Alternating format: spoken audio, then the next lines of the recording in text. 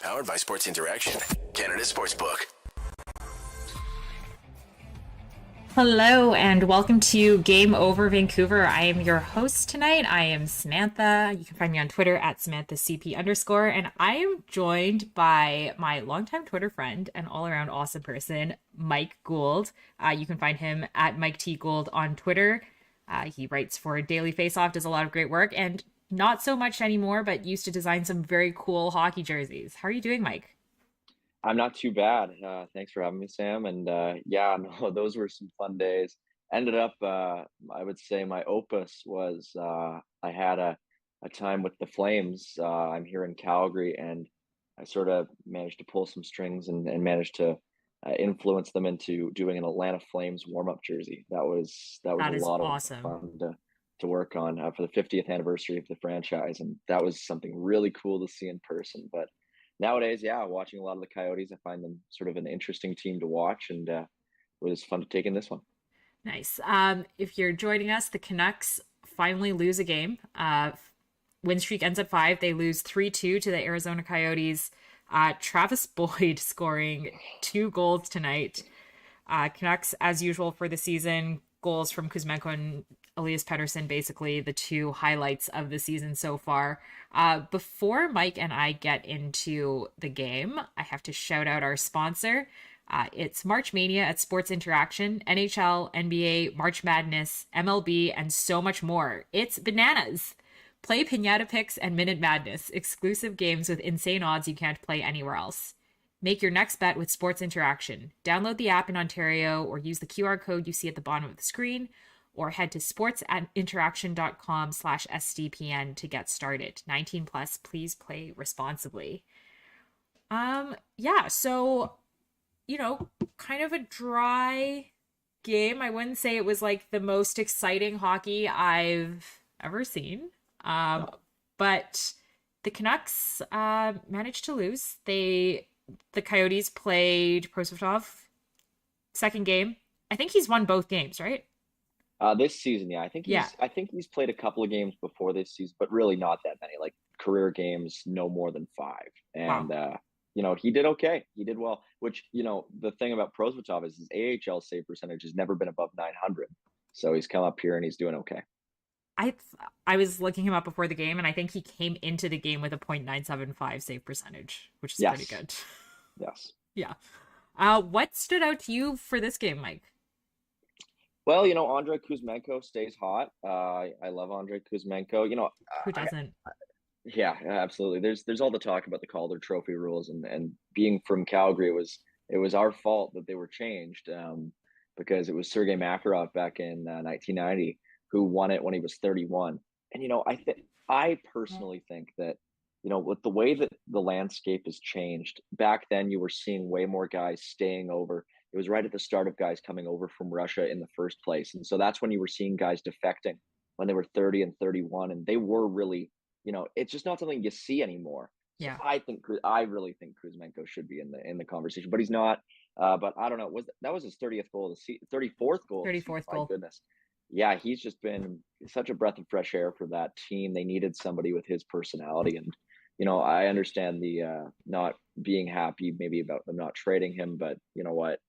um you can't trade everybody, and I think you got to sort of play with the cards that you're dealt at a certain point as a fan, and just sort of enjoy what he provides, because he's great. He's pretty much the only, other than I guess Elias Pettersson, the only, and even then, maybe even this might be controversial. I think he might be the brightest spot of the Canucks season, and that's saying something because Elias Pettersson had his 85th point tonight. But it's been a long time, I think, since the Canucks have had a player like Kuzmenko, personality wise, who just seems like nothing really seems to get him down at this point.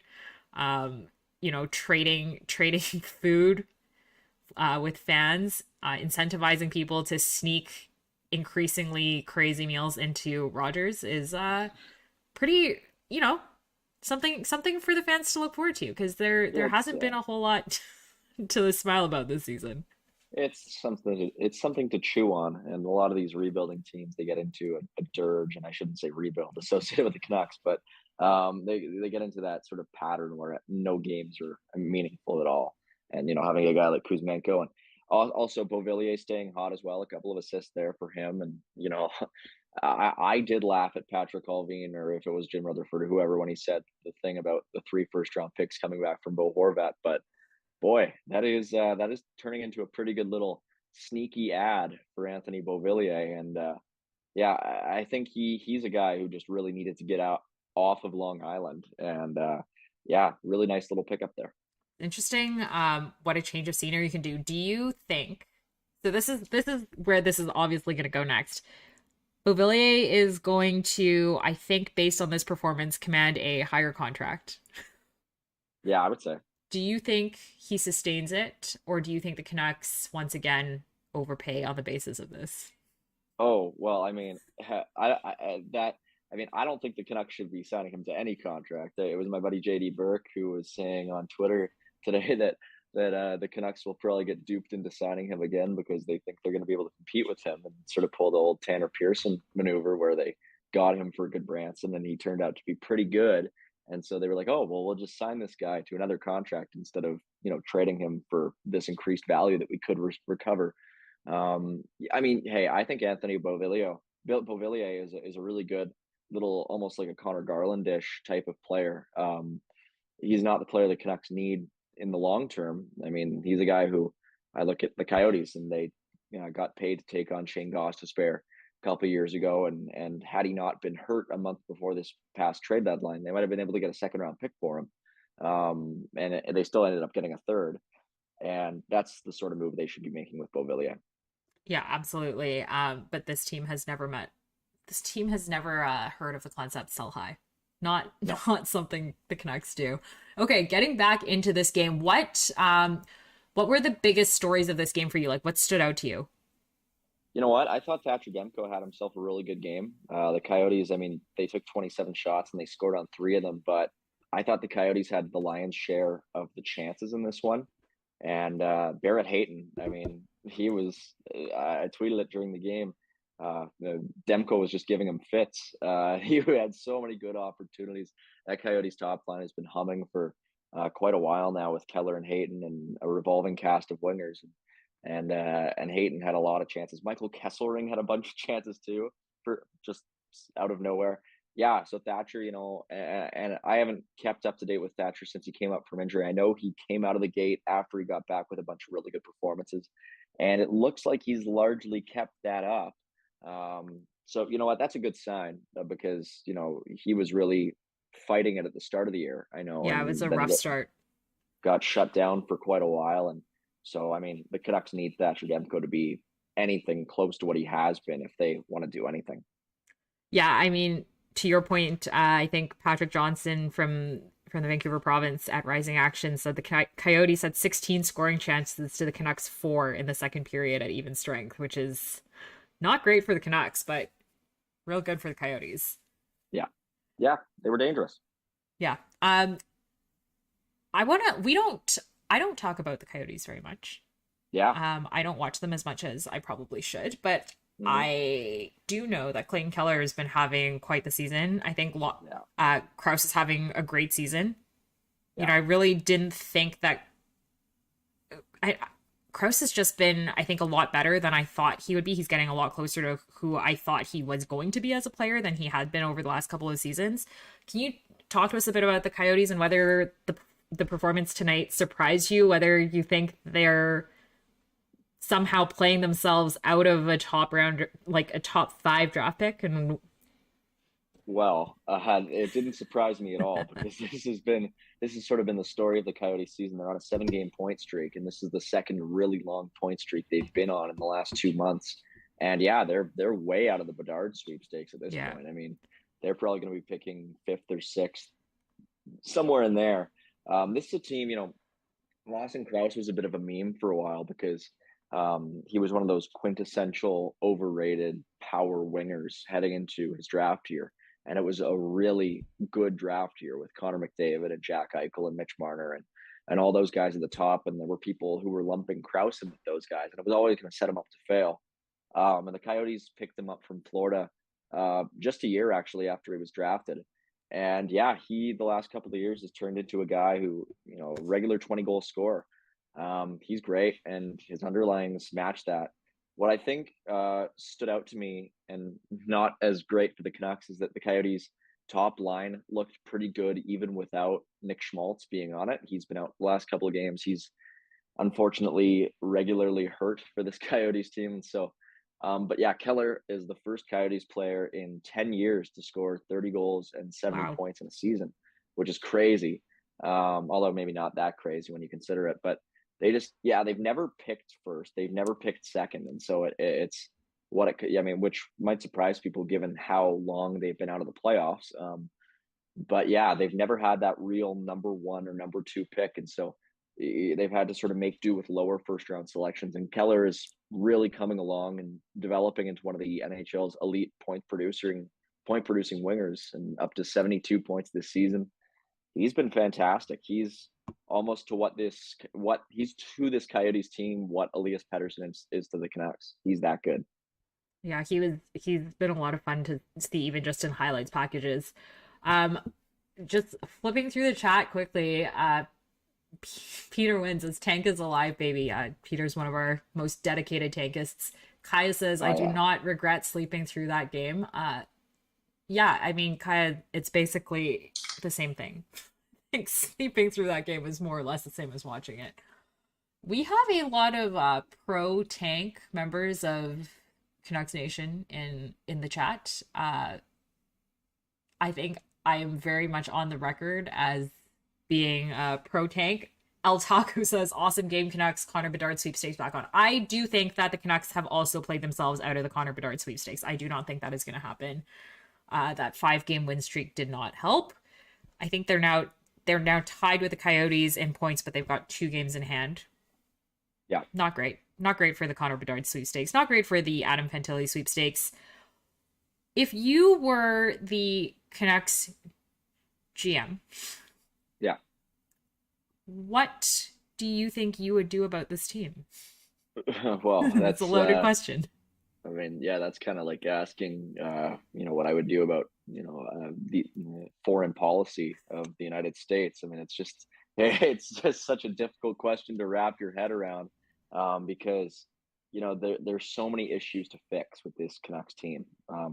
And the first one is just trying to, see what you can get for some of their veteran players, see if anybody will give you any value for Tyler Myers. You probably can't get anything for Oliver Ekman-Larsson. And frankly, I know there are people talking about buying out Oliver Ekman-Larsson. I probably wouldn't, because I just think the issues with the Canucks are going to take long enough to fix that you don't really want to extend the cap commitment that you have with Ekman-Larsson, because I think, you know, you're not going to be able to be in a position where you're turning the ship around quickly. That's my fear with the Canucks. And so, I actually think um, one of their bigger mistakes so far, I mean, maybe he is really that badly injured, but they were worse with OEL in the lineup than they have yeah, been without him. yeah. That Well, has hey, not helped the tanking. yeah, I mean, speaking from a Coyotes perspective, one of the biggest miracles that they have had through this rebuild, and one of the reasons why they are, pardon me, in a decent position for their forward group going forward is because they were able to get out from underneath the Oliver Ekman-Larsson contract and get the Dylan Gunther pick back. And with Ekman-Larsson, I have a whole lot of respect for him as a player. But boy, oh boy, he's not a player who you can build anything around at this point. But the JT Miller, Elliot Friedman's going to be doing radio hits about JT Miller for the rest of his life, I think. But you see if you can make a trade there. Um, they went in the right. See, it's just so hard to rationalize everything, because then they do the Philip Hronik trade, and it's like, well, what direction are you picking? Has he even played a game for them yet? No, he is No. It's not. like, it's why did you do that? Like, I don't understand. It was one of the I was in Point Roberts when that trade happened. I had gone down to Vancouver to meet up with my boss, David Quadrelli, and do a trade deadline war room with him. And I had wanted to visit Point Roberts. And so I went down to Point Roberts, and I was out of cell reception for a solid, hour that I was down exploring there. And I come back and I go to Dairy Queen on my way back, and I go onto the Wi-Fi, and I'm like, what just happened here? Why are you trading for Philip Hronik? after you made it the Bo Horvat trade, which I liked. And it's like, oh my goodness, Canucks, you just can't stop shooting yourselves in the foot. But like honestly, Hronek is a guy, you pump him up, maybe you trade him again. I don't know why you would, but like it's just the issue with the Canucks is so multifaceted and so difficult to wrap your head around. It almost feels like the simplest thing to do is like try and lean even harder into it or go around Pedersen and Hughes somehow, because the alternative will probably take you 10 years to fix. Yeah, I mean, I think the simplest way to put it is it doesn't make sense to me and it doesn't make sense to you because it doesn't make sense. Yeah. I still don't see what the direction is, what the plan is, because I think every time they go on any kind of little win streak like this, every time they see something promising, they're like, well, maybe it's not that bad. Maybe we just get into the playoffs and see what happens. And I know Jim Benning flat out came out and said that, but I think it's pretty clear that that's not just a Jim Benning problem. It's just this team can't. They're like they're like the dog in Up, where every time he sees a squirrel, he's like squirrel, Yeah. and that's Yeah. basically how this team is run. They're like, oh well, look at that new shiny toy. We'll go after that. Maybe that'll work. But there's no cohesive long term plan, and the closest they got was when things were real bad in January. We thought they might actually go on running a prolonged run of losses and tank. And no, we're gonna be in the mushy middle, exactly where we thought they would be. Well, yeah, like with the Coyotes, watching them, you would think that after a game like this, I'd be tearing my hair out because, well, they're not losing enough. They're not getting into that Bedard race. And there I can actually live with it because I can see a plan. A lot of people can't see the plan. I can see the plan a little bit. Pardon me.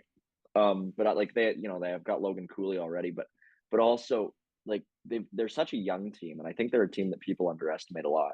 But also it comes down to I would rather have a team that is playing really fearless hockey, and that's sort of what they're doing right now, and playing and actually taking strides in their development. Like I would take a team that is in 28th place or 27th place at the end of the day, where guys like Barrett Hayton and Clayton Keller and Matthias Michelli and Yusuf Alamaki and whoever else, JJ Moser and all those guys are taking huge strides and actually having fun over a 31st place team where everybody is miserable. And that's sort of like the difference between the Buffalo Sabres in 2015-ish versus the Buffalo Sabres now, or a couple of years ago. And the difference between the Coyotes and the Canucks is that the Canucks have already been through that phase. They already were through that phase where guys like Besser and Pedersen and Hughes were coming into the league, and they were, you could live with them overperforming because they were developing as players. Well, now they're developed, and there's nobody else really coming unless you really like Atu Ratu. That's where it's difficult to reconcile with the Canucks. Whereas with the Coyotes, I can say, well, getting the fifth overall pick, adding that to a crop where you have Logan Cooley and Dylan Gunther and Connor Geeky and Josh Doan, who just signed his entry level deal today, I can live with that a little bit more. With the Canucks, it's really hard to conceptualize what they're doing. Yeah, I mean, I think back to 2 years ago, when the fan base was really divided over whether or not they should tank or whether they should go for Alexis Lafreniere. And I think about the fact that at the time there were a ton of people who were like, the Canucks have a great lineup of prospects. Like the cupboard is full. And I just remember looking at it and being like, you only think the cupboard is full on the basis of Besser, Hughes, and Pedersen. Like there really wasn't that much else coming up. People were like, oh, it's fine. You don't need to worry about the cap issues. We've got Cole Lind, we've got Jet Wu, we've got Jonah Gadjevich, and all these players who, like, with all due respect, were not going to be players who walked into that lineup and made an immediate difference. And frankly, most of them are gone now. And like, Well, yeah, it was all entirely predictable. I've talked a lot recently about the Ottawa Senators being in a bit of a tough spot going forward, because the only guy they've picked in the first round in the last 3 years is Tyler Boucher. But you can kind of do that with the Canucks too, where the only guy they have picked in the last 3 years is Lekaramaki.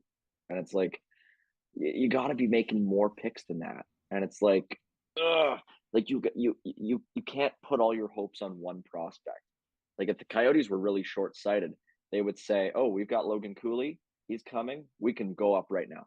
Because Logan Cooley, to his credit, looks like he might be the best forward prospect in the sport. The Hockey News has him as the best prospect, period, in the sport. But you gotta say, no, you gotta have a pool you could draw from. And that's the thing that I've noticed with the Canucks over the last 3, 4 years is, they get really hyper keen, hyper fixated on one prospect who they really want to bring up. And last year was Jack Rathbone, and when that prospect isn't that much, you don't have a whole lot else to go back on. And I mean, I haven't loved their picks either. Quadrelli's gonna have a fight with you about Rathbone. Yeah, I know. Yeah, poor guy. He's moved on to Silovs now, but but I mean, and you look at the last 2, 3 drafts. That's 4 players picked total in the first 3 rounds. 4. That's not good enough for any team, especially not one that hasn't made the playoffs. Yeah. And frankly, I think I did the math on this at some point. In the last 7 years, they would have had 49 picks if they did absolutely nothing. And I think they've actually netted out either just under 49 or exactly at 49. They haven't picked up any picks at all. And frankly, they've traded out more firsts and seconds and like made up to the 49 with fifth and sixth, which is crazy for where they're at. Yeah, it's just not good enough. But what I will add, I don't know what we're doing for time here, but the Coyotes, which this is a fact that might shock people in the chat to the point where they might fall over. The Coyotes are 2 wins away from clinching, not just having, from clinching a winning record at Mullet Arena this year. That is actually a mind-blowing fact. 19, 11, and 3 at home. So, despite all the mockery, despite everyone making fun of it, it's working out. Yeah. Well, yeah, it is. I've been there a couple times. Yeah. It's an awesome atmosphere for a fan. The food isn't great, but you live with that. What I will say, and it was derided quite a lot early on, and for good reason. I was in those temporary dressing rooms that everybody was making fun of. I was in them. I talked to Ryan Reeves in one of those dressing rooms, and I chatted with him, and he told me that the rooms were a little bit poo-poo. That was his exact quote. They have since replaced those rooms, and they are quite a lot nicer now, to the point where they're fully up to NHL standards. But yeah, that's going to be, oh boy, talk about an existential threat to a team. You talk about the Canucks not having a plan forward. The Coyotes do have a plan to try and get a new arena. I've got my own opinions on that, but May 16th is the date that it goes to vote in Tempe, and there's lots of political finagling that's starting to come up with different campaigns, and oh boy, that's gonna be a juicy story to follow for the next couple months. Yeah, that's gonna be one. Everyone should go follow Mike. Make sure you follow Mike so you can get the scoop there. I know a lot of people make fun of the Coyotes. A lot of people make fun of hockey in Arizona, but frankly, I think if you look at all the stats about how it's the fastest growing hockey market in the States for the last 5 years, I think it would be really sad at this point, given how much time and how much money has gone into this team, for them to not have an arena and to watch this all fall apart. I agree. I think it would be a travesty. The way that things are moving in Arizona in terms of youth hockey, in particular, the Phoenix Junior Coyotes are one of the strongest youth development programs in North America. Like, it is the amount of talent that comes out of, and that's on both the boys and the girls side. They are really strong. And I work for an AJHL team up here in Calgary, and I work for the Okotoks Oilers. We have a dedicated Phoenix scout. Wow. Yeah, like that's how good youth hockey is down in Phoenix, where we have a guy who will go down and just he follows that. We had what was the tournament? I'm trying to remember. It was the Circle K Classic up here in Calgary, which is one of the top sort of U18 or U16 AAA tournaments, and a lot of NHL guys. I remember watching Patrick Laine in that tournament years ago. And the Coyotes were one of a team one of the teams up here that Conrad is saying in the chat, they didn't do so well, but they are legitimately, and that's where Josh Doan played some of his hockey. And you look at the NHL guys who have come out of there, obviously Austin Matthews, Matthew Nyes also played for the junior Coyotes, and it's like, and of course, the chat just pointing out that the Arizona State Sun Devils are the most Western D1 hockey team, and that's what Mullen Arena was built for. So yeah, it really is. You can talk about the Coyotes, and I have my own opinions. I really do have my own opinions. I think the fan base is bigger than people think. I think the arena deal has its pros and cons, and I'm not wholly sold on ownership, but that's another topic entirely. And you can talk about how that franchise is run, but just the sport of hockey itself in that state and in that region, it really is growing, and it's something that I think gets overlooked by a lot of hockey fans just because of the laughs and the easy jokes that can be made at the Coyotes' expense. It's really something to behold down there. Yeah, I agree with you. Having interacted with a bunch of Coyotes fans on Twitter, and frankly, just if you look at the market and the way it's been stacked against them, even to be a diehard Coyotes fan is like, you gotta love it. Yeah. You gotta love it. And, I think, like you said, the jokes are easy to make, but all of us who are fans appreciate how emotionally charged fandom is, and to lose a team after all that time would be really, really rough. Yeah, I mean, yeah, it's really easy to talk about relocating a team. It happens all the time. And you can talk about how fans in Quebec and Houston and Atlanta even really want to get a team back. And you know what? I can't disagree. I think those are all markets that I would love to see the NHL in. But you also there are fans in Arizona. There's a lot of them. Yeah. If you I think it's a fallacy because the Florida Panthers were in a similar boat for a long, long time. They're still not quite filling out that arena in Sunrise. It's been a down year, but they're doing a lot better than they were. It's just a team that has never had that top end talent. Like, really, you talk about Clayton Keller being the first guy to score 70 points for that team in a decade. He's the first guy to do it since Ray Whitney, which says a lot. Yeah, he's the first guy to score 30 goals since Radim Verbata, which, there you go. That's a blast from the past. Yeah. So, I mean, that's just a team, there's a big narrative about them ruining prospects. But they've never really had the prospects to ruin. Like, the third overall pick that they had after McDavid and Eichel was Dylan Strome. They take Barrett Hayton pretty high, 2 spots ahead of Quinn Hughes. He's turning into something, I will say that. But it's like, that was just the case of a GM really wanting to get a center in a draft that didn't really have any good centers available. Barrett Hayton's probably the best center out of that draft. Yeah. But like, it's, so it's just, Logan Cooley, he's their big hope. And so it's going to be a fun situation to watch play out. If, the big question with Arizona is always, will the team be there? And it looks like for the time being, they will be. So, just another team to follow. If you're still with us, we've got about 3 minutes left. Canucks lose 3-2 to the Arizona Coyotes. Travis Boyd with 2 goals tonight.